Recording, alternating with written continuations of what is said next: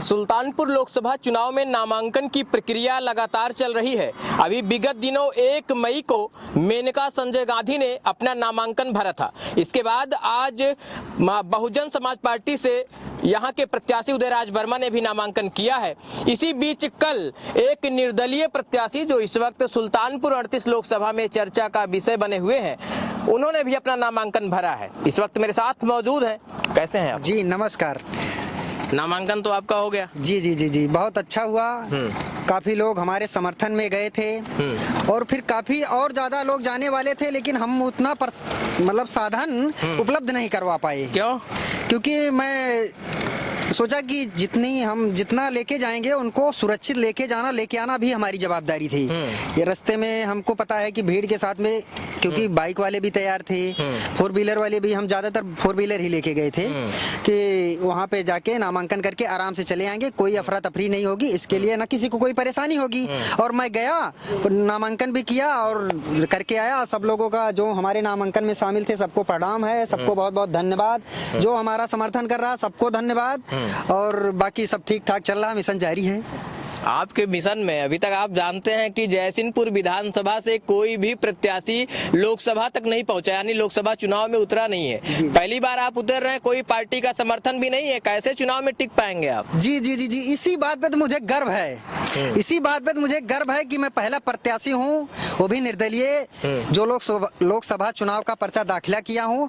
मैं अपने आप को काफी अच्छा महसूस कर रहा हूँ और लोग भी काफी अच्छा महसूस कर रहे हैं। हमारे गाँव वाले जो हमारे साथ में गए थे, हमारे क्षेत्र वाले जो साथ में गए, उनको भी गर्व फील हो रहा था। कम से कम 189 में हमारा प्रत्याशी कोई तैयार हुआ, वो भी अपने दम पे, ना किसी से पार्टी से लेना देना है, वो अपने दम पे अपना जो कुछ है मैं अपने दम पे तैयारी कर रहा हूँ। पूरे जिले में अच्छी खासी हमारी चर्चा भी है। आप भी और हमारी टीम के बारे में भी थोड़ी बहुत आप जानकारी करोगे तो आपको पता चलेगा। जब चुनाव आप लड़ने का मन बनाया थे, किसी पार्टी के पास गए थे कि नहीं गए थे? नहीं, जब मैं चुनाव के लिए मूड बनाया था तो हमारा ये माहौल नहीं था कि हम यहाँ पहुँचेंगे, लेकिन जनता के पास जाते जाते मुझे कुछ ना कुछ मिलता गया, मैं जोड़ता गया, जोड़ते मैं आज लोकसभा नामांकन भी भर दिया हूँ। और जितने लोग हमसे जुड़े हैं सभी लोगों को बहुत बहुत धन्यवाद है। कैसे चुनाव लड़ेंगे? आपके सामने पूर्व कैबिनेट मिनिस्टर हैं, एक तरफ जो है इंडिया गठबंधन से भी मंत्री रहे राम भुआल निषाद, सब बड़ा काफिला लेकर चलते हैं, बहुत सारी जनता उनके साथ में चल रही है। जी जी जी कैसे चुनाव फाइट करेंगे उनके सामने? सर हमें ये महसूस होता, मैं भी एक वोटर हूँ, मैं भी पहले क्या महसूस कर रहा था कि कोई भी नेता आए, बाकी मैं काफिले की बुराई नहीं कर रहा हूँ, लेकिन जो डोर टू डोर कैंपेनिंग हो रही है वो मुझे जबरदस्त लग रही है।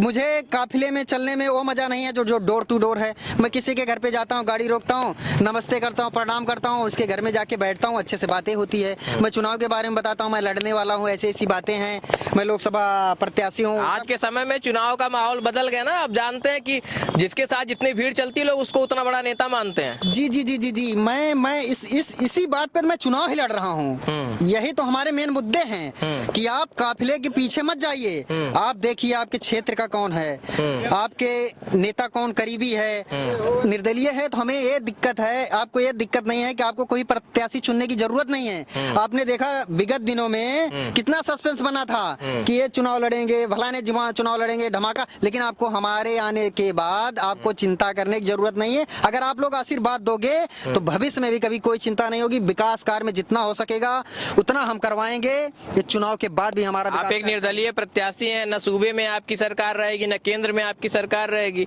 विकास योजनाओं को कैसे ले आएंगे जनता के बीच? सर जो प्रक्रिया होती है योजनाओं लाने के लिए हम उस पर हावी रहेंगे भाई, क्यों नहीं मिलेगा? निर्दलीय है तो क्या मतलब हम शासन में नहीं है क्या? कौन नहीं देगा? हम तो लेंगे ना, क्यों नहीं दोगे भाई? नहीं दोगे तो हमारा और फायदा है। यहाँ सामने मोदी योगी जी कहते हैं डबल इंजन की सरकार बनाओ तब विकास कराएंगे आपके यहाँ, आप तो निर्दलीय अकेले पड़ रहे हैं, फिर कैसे होगा? सर ये कोई बात नहीं है कि आप डबल इंजन की सरकार है तभी। आप मेहनत कीजिए ना, उस पर कॉपरेट रहिए, जो आपको टारगेट बनाए हो उस टारगेट को सेट करिए कि हमें इसको लेना है तो लेना है, किसी भी हाल में जब आप प्रयास करोगे तो कुछ भी हो सकता है। मनोज विश्वकर्मा को यहाँ की जनता मतदान क्यों करे, क्यों वोट दे आपको? क्यों नहीं देगी भाई? क्यों दे? अभी आपने बोला कि 189 कोई पर्चा दाखिला नहीं किया है, तो मैं किया हूँ, मुझे वोट मिलना चाहिए। पर्चा दाखिला करने से वोट मिल जाए, जनता को क्या मिलेगा? अरे जनता को तो मैं सब कुछ ही देखो, मैं तो दे नहीं सकता, करवा सकता हूँ, क्योंकि मैं प्रतिनिधि हूँ, करने वाला नहीं हूँ। क्या करवाएंगे? जो भी मेरा संकल्प पत्र जो है, मैंने संकल्प पत्र में जो किया वो करवाऊंगा।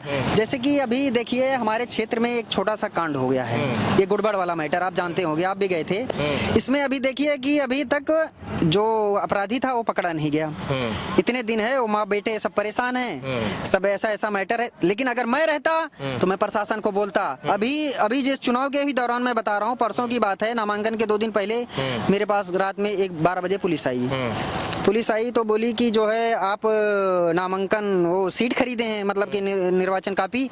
तो मैं बोला हाँ खरीदा हूँ सर। बोले आप एड्रेस गलत दिए हो। तो फिर ऐसे बातें होते होते मैं बोला कि नहीं सर मेरा एड्रेस सही है। चलो ठीक है, एक दिन बीत गया, 12 बजे रात को। अब मैं सो रहा था, कुंडी लगी, मैं चौंक गया। मैं बोला ठीक है, मैं और मेरी वाइफ थे, तो हम लोग बाहर निकले। फिर नेक्स्ट दिन फिर कोतवाल साहब भी आ गए, 8-10 पुलिस वाले और भी। बोले आप नामांकन करने वाले हो, उस पर कुछ बहस हुई, उसके बारे में हम नहीं बताना चाहते। बाकी तो चुनाव प्रचार मायने क्या लगते हैं आपको कि ये पुलिस वाले आप क्यों आए थे आपके घर पे, क्या मायने निकल रहे हैं? सब जानते हैं, जनता सब जानती है, हमारे गांव वाले भी, हमारे क्षेत्र वाले सब जानते हैं किस लिए आई थी। बाकी हमें इस पे ज्यादा बातें नहीं करनी है जी। कहीं ऐसा तो नहीं था आपको डरा धमका के बैठाने की व्यवस्था चल रही? वाले तो हम पहले भी नहीं डरे थे जब हम शुरुआत किए थे, और आज भी नहीं डरे हैं, ना डरेंगे कभी जीवन में। ना किसी से कुछ लेना है ना देना। हम किसी की बुरा नहीं सोचते हैं, किसी का भी मैं बुरा नहीं सोचता हूँ, ना करने का सोचूंगा। जो भी जिसको भी कोई दिक्कत हो हमसे संपर्क करे, हम उससे बातें करेंगे। कोई भी बात हो हमसे डायरेक्ट अगर लिंक आया तो मैं लिंक से बहुत नफरत करता हूँ। प्लीज अगर आप जीत गए किस पार्टी को समर्थन देंगे? जो भी पार्टी रहेगी, जिसको देने लायक रहेगा उसी को देंगे ना, जो शासन में। मन में बनाया कि नहीं?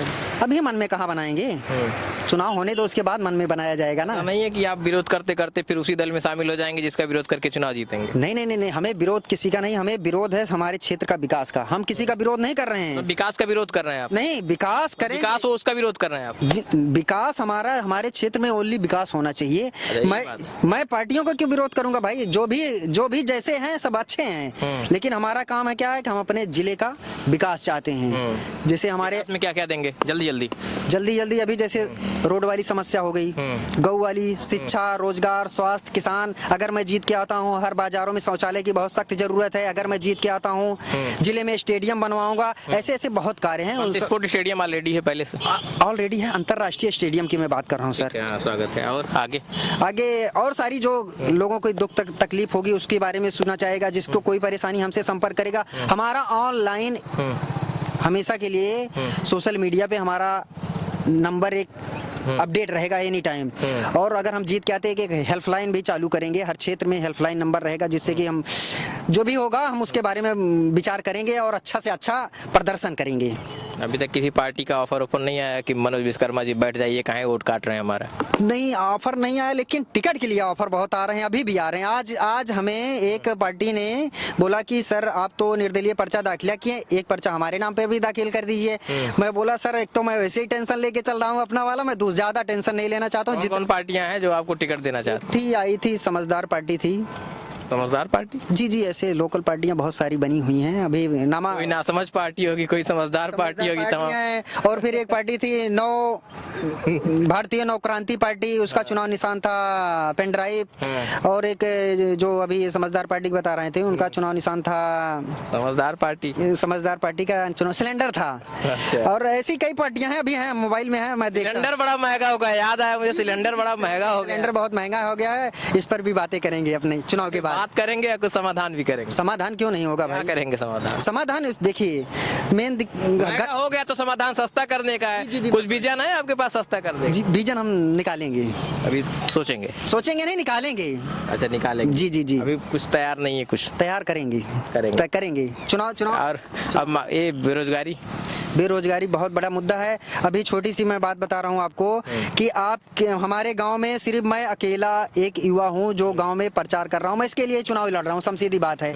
इतनी बेरोजगारी है कि आजू बाजू में आप किसी भी क्षेत्र में जाओगे आप देखोगे कोई भी जैसे कि 20-25 साल के हो गए फिर सबको शहर ही जाना है, अपने क्षेत्र में कुछ काम ही नहीं है। तो इसके लिए भी हम प्लान बना रहे हैं। प्लीज इस पे ये बहुत पॉइंट वाली बात है, मैं मजाक नहीं कर रहा हूँ। मैं इसके लिए मैं बोला कि भाई चुनाव लड़ूंगा तभी बातें सुनी जाएगी, सीधी बात है। और जीत के आऊंगा तो इस पे विचार भी करूंगा, काम भी करूंगा। यहाँ तो लोग कहते हैं कि जीत कर आऊंगा, पहली कैबिनेट की बैठक में मैं ये कर दूंगा वो कर दूंगा। आप तो जीत जाएंगे तो फिर आप सब प्लान बनाना शुरू करेंगे, कई साल तो प्लान बनाने में निकल जाएगा। जो सांसद जी को जो टीम मिलती है उस टीम के साथ में मैं ऐसा काम करूंगा इतिहास याद रखेगा, ये समझ लीजिए आप।